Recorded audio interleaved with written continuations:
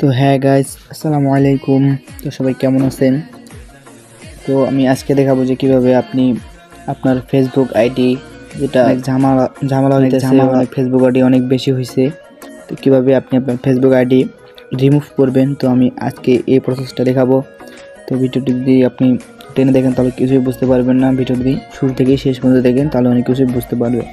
তো ভিডিওটি শুরু করার আগে আপনার কাছে ছোট্ট অনুরোধ, ভিডিওটিতে প্লিজ সাবস্ক্রাইব এবং একটা লাইক কমেন্ট করে দিয়ে যাবেন। তো বেশি কথা না বেরিয়ে ভিডিওটি শুরু করি।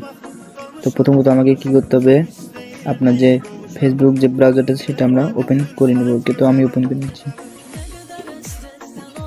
তো ওপেন করার পর ঠিক আমাদের সামনে এরকমটা অপশান চলে আসবে। তো আমরা ক্লিক করবো, ওকে, থ্রি ডট যে আইকনটা আছে সেটার উপর আমরা ক্লিক করবো। স্ক্রল ডাউন করবেন, এখানে দেখবেন লগ আউট অপশান আছে, সেটার উপর আমরা ক্লিক করবো।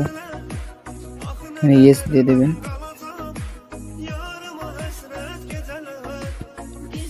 আপনার যতগুলো আইডি আছে এখানে শো করবে। তো আমরা কি করব, উপরে দেখবো একটা থ্রি ডট আইকন আছে, সেটার উপরে আমরা ক্লিক করব। দেখতে পাচ্ছেন এখানে থ্রি ডট আইকন আছে, সেটার উপরে আমরা ক্লিক করে দেবো।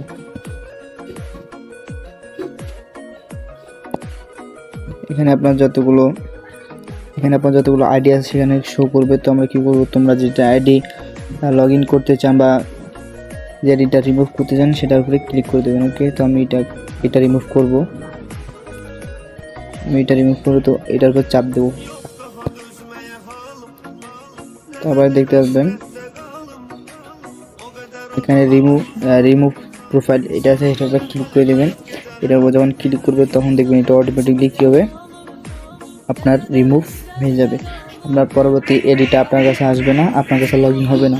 তো ভিডিওটি ভালো লাগে লাইক কমেন্ট এবং একটা সাবস্ক্রাইব করে দেবেন। ওকে, আর সুন্দর একটা কমেন্ট করে দেবেন। তো বাই, আল্লাহ হাফেজ।